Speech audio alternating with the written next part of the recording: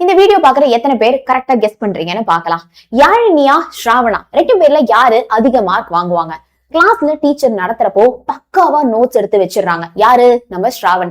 சொல்ற ஒவ்வொரு வார்த்தையும் கரெக்டா எழுதிடுறாங்க. 2 கலர் பெண்ணை வச்சு எதுவுமே மிஸ் பண்ணாம பக்காவா நோட்ஸ் எடுத்து முடிக்கிறாங்க. புரியுதோ புரியலையோ. இதே யாழினி என்ன பண்றாங்க அப்படின்னா, டீச்சர் நடத்துறப்போ ஃபுல்லா கிளாஸ கவனிக்கிறாங்க. எந்த நோட்ஸுமே எழுதல. சரியா? அந்த கான்செப்ட முடிச்சதுக்கு அப்புறமா அவங்களுக்கு புரிஞ்சத ஹிண்ட்ஸ் மாதிரி குட்டி குட்டி பாயிண்ட்ஸா எடுத்து எழுதுறாங்க. அதுக்கப்புறம் அதை மட்டும் ரிவைஸ் பண்ணிட்டு 2 பேருமே என்ன பண்றாங்க? எக்ஸாம் ஹாலுக்குள்ள போறாங்க. இப்ப இவங்க 2 பேர்ல யார் அதிகமான மார்க் வாங்குவாங்க அப்படின்னு நீங்க நினைக்கிறீங்க? எஸ், கண்டிப்பா இப்ப அத உடனே கமெண்ட் செக்ஷன்ல போடுங்க. இவங்க எல்லாம் யாருன்னு கண்டுபிடிச்சிட்டீங்களா? போட்டோ பார்த்து நேரம் கண்டுபிடிச்சிருப்பீங்க. இவங்க 2 பேர் மெத்தட்ல யார் மெத்தட் நீங்க ஃபாலோ பண்ணலாம் அப்படின்னு இருக்கீங்க? அப்கோர்ஸ் யாழினியோடைய மெத்தட் தான் நீங்க ஃபாலோ பண்ணலாம்னு இருப்பீங்க. ஏன்னா அவங்க அந்த கான்செப்டை நல்லா புரிஞ்சதுக்கு அப்புறமா தான் நோட்ஸ் எடுத்தாங்க. சோ ரிவிஷன் பண்றதுக்கும் ரொம்ப ரொம்ப ஹெல்ப்ஃபுல்லா இருந்துச்சு. நமக்கு ரொம்ப கிரியேட்டிவான கொஸ்டின்ஸ் எல்லாமே கேக்குறப்போ அவங்களுக்கு மறந்து போகாது. ஏன்னா புரிஞ்சு படிச்சாங்க, கரெக்டாவும் எக்ஸாம்ல போய் எழுதிடுவாங்க. ஆனா அதுல ஒரு பிரச்சனை இருக்கு. கிளாஸ்ல தான் டீச்சர் ஃபாஸ்டா அடுத்தடுத்த பேஜ் நடத்திட்டு போயிட்டே இருப்பாங்க. ஆன்லைன்ல கவனிச்சா கூட அடுத்தடுத்த ஸ்லைடு போயிடுவாங்க. இதுல புரிஞ்சதுக்கு அப்புறமா நோட்ஸ் எடுக்கிற அளவுக்கு நமக்கு எங்க டைம் இருக்கு அப்படின்னு நமக்குள்ள ஒரு கேள்வி இருக்கு இல்லையா? So in this video I am going to tell you 5 powerful ஆன ஒரு டிப்ஸ். 2 ஸ்டூடெண்ட் ஒரே கிளாஸ்ல ஒரே மாதிரி நோட்ஸ் எடுத்தா கூட எப்படி 2 பேருமே வேற வேற மார்க் வாங்குறாங்க? இந்த மார்க் டிஃபரன்ஸ் எப்படி வருது? அப்ப நோட் டேக்கிங்ல பெஸ்டா எப்படி பண்ணணும் அப்படிங்கிற மாதிரி ஒரு பவர்ஃபுல் டிப்ஸ் தான் நான் உங்ககிட்ட ஷேர் பண்ண போறேன்.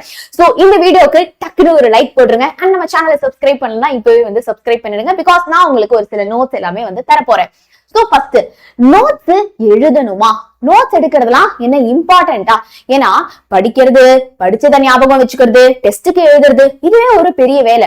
இதுல நோட்ஸ் எடுக்கிறது ஏன் நமக்கு இம்பார்ட்டன்ட் அப்படின்னு பாத்தீங்கன்னா, ஒரு ப்ராப்பரான ஒரு நோட்ஸ் நம்ம எழுதி வைக்கிறது நம்மளுடைய கான்சென்ட்ரேஷனை இம்ப்ரூவ் பண்ணும். படிக்கிறப்போ நடுவுல நமக்கு தூக்கம் வராது.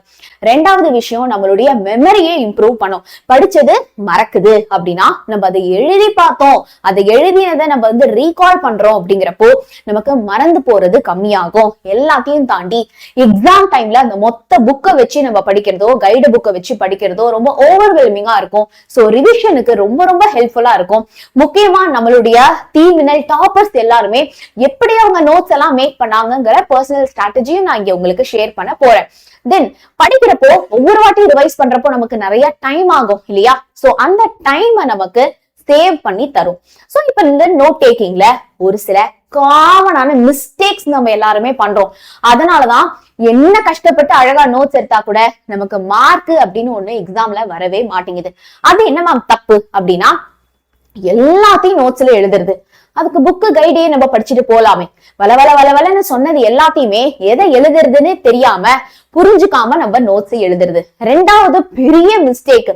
எதுவுமே புரியாம அப்படியே நோட்ஸ் எழுதுறது. ஓகே, நமக்கு புரியாம நோட்ஸ் எழுதணும்னு வச்சுக்கோங்களேன், எல்லா கண்டென்ட்டும் அந்த நோட்ல மட்டுமே இருக்குமே தவிர நம்ம பிரெயின்ல இருக்க போறதே கிடையாது.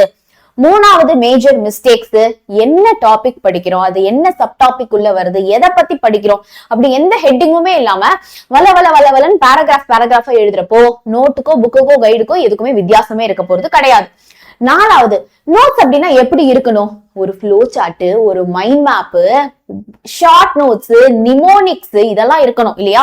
அதெல்லாம் இல்லாம வளவலன்னு போர்ட்ல எழுதி போடுறதையோ இல்ல புக்ல இருக்கிறதையோ அப்படியே வெறுன காப்பி பண்ணிட்டு போறதோ, தியரியை எழுதுறதோ நமக்கு எந்த விதத்திலையும் பயனளிக்க போறது கிடையாது.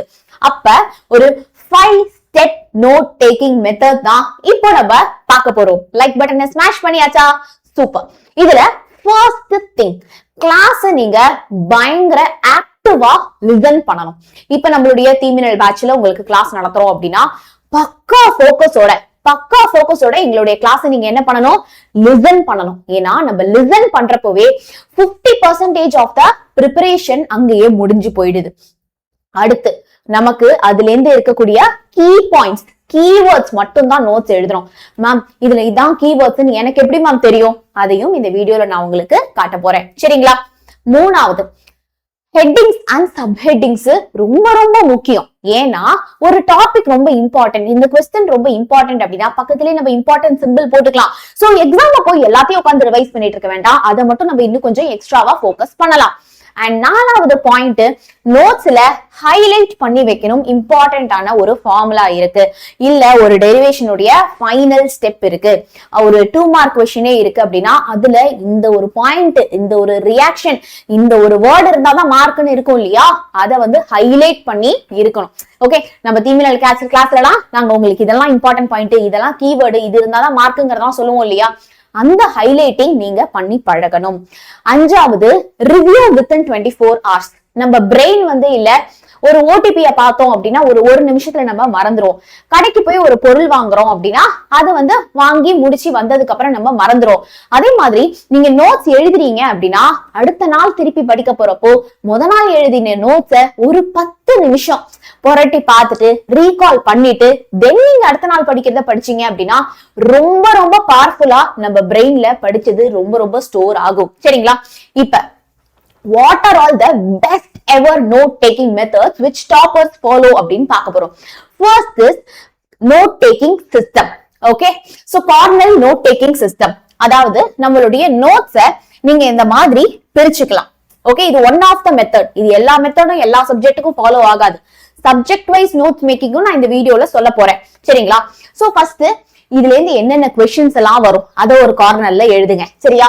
அதுக்கப்புறமா அதுல என்னென்னலாம் நம்ம பாயிண்ட்ஸ் அந்த ஒரு பர்டிகுலர் டாபிக்லயோ சாப்டர்லயோ படிக்கிறோம், அது ஈக்குவேஷன், இம்பார்ட்டன்ஸ், ரா மெட்டீரியல்ஸ் அதெல்லாம் இருக்குன்னா அதை வந்து எழுதுங்க.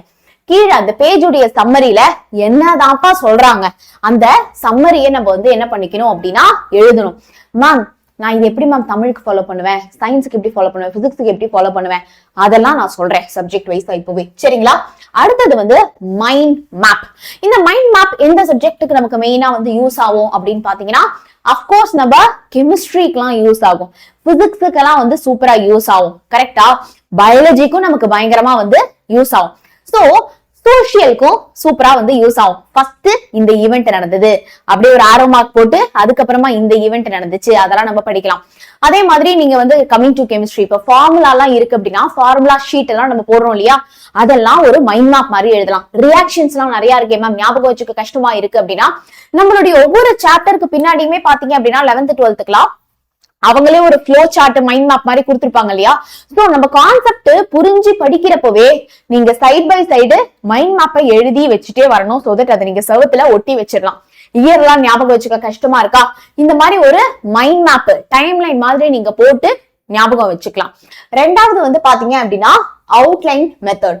அவுட்லைன் மெத்தட் அப்படின்னா என்ன? ஒரு ஃபுல் பேராகிராஃப் இருக்கு அப்படின்னா அந்த பேராகிராஃப் உட்காந்து வளவளன்னு பாயிண்டா காப்பி பேஸ்ட் பண்ணிட்டு இல்லாம அந்த பேராகிராஃப்ல இம்பார்ட்டன்டான பாயிண்ட்ஸ் மட்டும் என்ன. ஓகே, சே ஃபார் எக்ஸாம்பிள் இப்ப ஹிட்லர் வந்து இந்த ஊர் வந்தாரு, அதுக்கப்புறமா முசோலினி, அதுக்கப்புறமா வந்து ஒருனா டைரக்டா இவங்க இந்த ஊரு, இவங்க இந்த ஊரு, இவங்க இந்த ஊருன்னு ஹிண்ட்ஸ் மட்டும் நீங்க வந்து எழுதிட்டு வரணும். சரியா? அதே மாதிரி நமக்கு இப்ப கெமிஸ்ட்ரியில இருக்கு, இதுல வந்து இந்த டெம்பரேச்சர், செகண்ட் ஸ்டெப்ல இந்த டெம்பரேச்சர், தேர்ட் ஸ்டெப்ல இந்த டெம்பரேச்சரா, அதை மட்டும் நீங்க என்ன பண்ணிட்டு வரணும், தேவையான பாயிண்ட்ஸ். ஓகே, உருப்படியான பாயிண்ட்ஸ் அதை மட்டும் நீங்க எழுதணும். இதுதான் உருப்படியான பாயிண்ட்னு எப்படி தெரியும்? அதுக்குதான் கிளாஸ் கவனிச்சா கண்டிப்பா உங்களுக்கு தெரியும். சரிங்களா? Next is table method. So இந்த டேபிள் மெத்தட்லாம் எங்க நமக்கு வந்து யூஸ் ஆகும்? இந்த டிஃபரன்ஸ் பிட்வீனுக்குலாம் நமக்கு சூப்பரா வந்து இந்த டேபிள் மெத்தட் யூஸ் ஆகும். எக்ஸாம்பிள் 11th கெமிஸ்ட்ரியில SN1 SN2 ரியாக்ஷனோட கம்பாரிசன் இருக்கு. 12th கெமிஸ்ட்ரியில பாத்தீங்க அப்படின்னா இந்த Lucas test, Victor Meyer test, இதுக்கான ஒரு கம்பாரிசன்லாம் வந்து இருக்கு. 10th ஸ்டாண்டர்ட் ஸ்டூடெண்ட்ஸ்க்கும் பாத்தீங்க அப்படின்னா நம்ம ஒரு 2 விஷயம் குழப்புது அப்படின்னா அவங்க 2 பேரையும் நம்ம கம்பேர் பண்ணி படிக்கிறப்போ சரியா இன்னும் கொஞ்சம் நமக்கு பெட்டரா அண்டர்ஸ்டாண்ட் ஆகும். கொஞ்சம் கிளாசிஃபை பண்ணி நீங்க படிக்க பிளான் பண்ணிக்கணும். இப்போ லாங்குவேஜ் சப்ஜெக்ட்ஸ் எல்லாம் வந்து எடுத்துக்கோங்க. அதுல நம்ம வந்து எப்படி நோட்ஸ் எடுக்கலாம்? இம்பார்ட்டன்டான போயம் ஆத்தர், இப்ப திருவெட்பா இருக்கு அப்படின்னா அந்த ஆசிரியர் பெயர், ஆசிரியர் குறிப்பில அவர் எந்த ஊரு, அந்த அதை மட்டும் எழுதணும். புக்ல அது பெருசா இருக்கு அப்படின்னா ஓகே திருவள்ளுவர் இந்த ஊரு, அவருடைய இயற்பெயர்கள், என்னென்ன கேரேஜ் அப்படின்னு சொல்லி ஒரு மொத்தமா அதுல என்னென்ன இருக்கோ அதை ஒரே பேஜ்ல எழுதி பழகுங்க. வளவல நீங்க நோட்ஸ்னா நிறைய இருக்க கூடாது, ஷார்ட் அண்ட் ஸ்வீட்டா வந்து இருக்கணும். சோ லாங்குவேஜஸ் தமிழ் இங்கிலீஷுக்குலாம் you can follow that.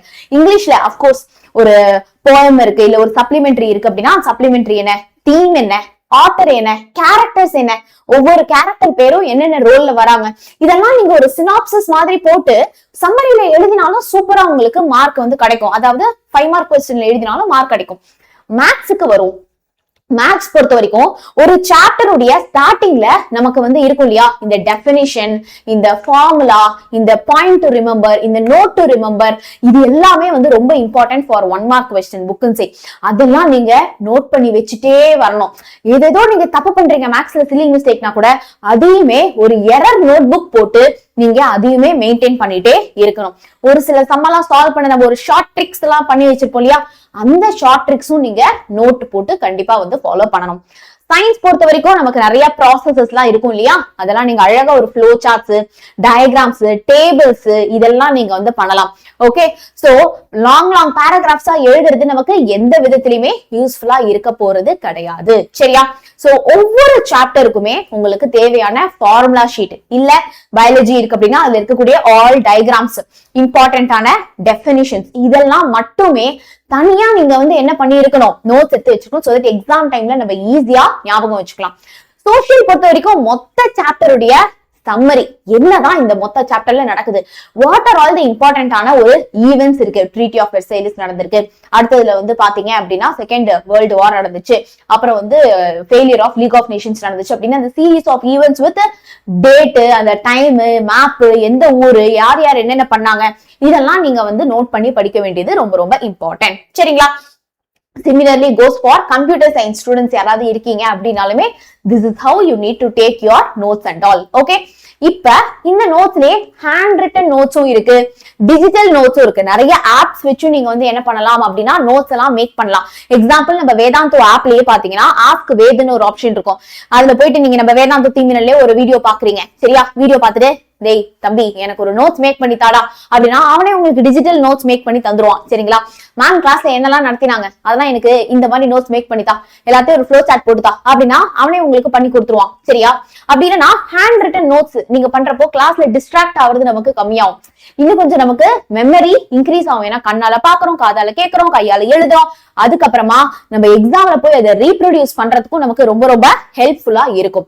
So இப்ப toppers how will they take notes அப்படின்னா இன்ஃபர்மேஷனை வளவலன்னு எழுதாம சிம்பிளா வந்து நோட் பண்ணி வச்சுப்பாங்க. அவங்களுடைய ஓன் வேர்ட்ஸ்ல எழுதிப்பாங்க. சரியா? எக்ஸாம் அப்போ அப்கோர்ஸ் நம்ம வந்து கொடுத்திருக்கிற ஆன்சர் கொஸ்டின் அதெல்லாம் தான் படிக்க போறோம். பட் ஓன் வேர்ட்ஸ்ல எழுதுறப்போ நம்ம மறந்து போகாம இருக்கிறது கம்மியாகும். ரெகுலரா அந்த நோட்ஸ் எடுத்து ரிவைஸ் பண்ணுவாங்க. படிக்கவே தோணலையா, சரி நம்ம எதுவும் புதுசா படிக்க வேணாம், நோட்ஸ் எழுதி வச்சிருக்கோம்ல அதை ஓபன் பண்ணி பெரட்டி பார்ப்போம் அப்படின்னு பெரட்டி பாக்குறப்பவே படிக்கிறதுக்கான மூடு நமக்கு தானா வரும். அடுத்து 1 பேஜ் நோட்ஸ் அப்படிங்கிற மாதிரி ரொம்ப குட்டி குட்டியா ஷார்ட் நோட்ஸ் அவங்க மேக் பண்ணி திருப்பி திருப்பி ரிவைஸ் பண்ணுவாங்க. தென் அவங்களுடைய நோட்டை ரொம்ப டெக்கரேட் பண்ணி எல்லாம் வச்சிருக்க மாட்டாங்க. கிளிட்டர் பென், ஸ்டிக் பென், அது இதெல்லாம் போட்டு கிளிட்டர்ஸ் இது பண்ணி எல்லாம் வச்சிருக்க மாட்டாங்க. பட் நீட் அண்ட் கிளீனா வந்து இருக்கும். ஒரு 2 கலராவது மினிமம் வந்து மேக் பண்ணிருப்பாங்க. சோ நம்மளுடைய நோட்ஸ் எப்படி இருக்கணும், ஷார்ட்டா இருக்கணும். நிறைய கீவேர்ட்ஸ் வந்து நம்ம ஹைலைட் பண்ணி வச்சிருக்கணும். சைட் ஹெட்டிங்ஸ் கண்டிப்பா வந்து இருக்கணும். டயக்ராம்ஸ் ஏதாவது இருக்கு, டேபிள்ஸ் இருக்குன்னா இருக்கணும். இம்பார்ட்டன்ட் பாயிண்ட்ஸ் நம்ம ஹைலைட் பண்ணிருக்கணும். அண்ட் நம்ம நோட்ஸை எவ்ரி 24 hours புதுசா ஒண்ணு படிக்கிறப்போ பழைய நோட்ஸை எடுத்து ரிவைஸ் பண்ணிட்டு தான் ஸ்டார்ட் பண்ணணும். ஓகே, சோ உங்கள யார் யாரெல்லாம் மேம் நான் பக்காவா இந்த வருஷம் படிச்சு சூப்பரான மார்க் வாங்கணும் அப்படின்னு ஆசைப்படுறீங்களோ 9th 10th 11th 12th students நம்ம டீமினல் பேட்ச்ல இப்போ உங்களுக்கு அட்மிஷன்ஸ் போயிட்டு இருக்கு. சரியா? சோ இதுல வந்து உங்களுக்கு லைவ் கிளாஸ் இருக்கும். ஐயோ ஸ்கூல்லயும் கிளாஸ் இங்கேயும் கிளாஸா அப்படின்னா பதறாதீங்க. நீங்க ரெக்கார்டிங் பாத்துக்கலாம், என்ன தேவையோ அதுக்கான ரெக்கார்டிங் பாத்துக்கலாம். எல்லா கிளாஸுக்கும் நாங்களே உங்களுக்கு நோட்ஸ், பிடிஎஃப் எல்லாமே தந்துருவோம். 24 மணி நேரமும் டவுட் சால்விங் ஃபீச்சர் உங்களுக்கு இதுல அவைலபிளா இருக்கு. டெய்லி ஸ்டடி பிளான் டெலிகிராம்ல வந்துரும். டெய்லி உங்களுக்கு சண்டே டெஸ்டும் உங்களுக்கு இதுல அவைலபிளா இருக்க போகுது. சோ இப்போ இதோடைய காஸ்ட் ஒரு வருஷத்துக்கே என்ன காஸ்ட் அப்படிங்கறத கொடுத்திருக்கோம். 9th 10th 9th plus 10th 2 வருஷத்துக்கு என்ன காஸ்ட், 11th plus 12th 2 வருஷத்துக்கு என்ன, 12th ஒரு வருஷத்துக்கு என்ன, இதுல உங்களுக்கு எல்லா சப்ஜெக்ட்ஸும் இருக்க போகுது. சரிங்களா? எல்லா சப்ஜெக்டும் இருக்க போகுது. Then we are going to start for commerce group also this year. Okay, so all the very best பசங்களா.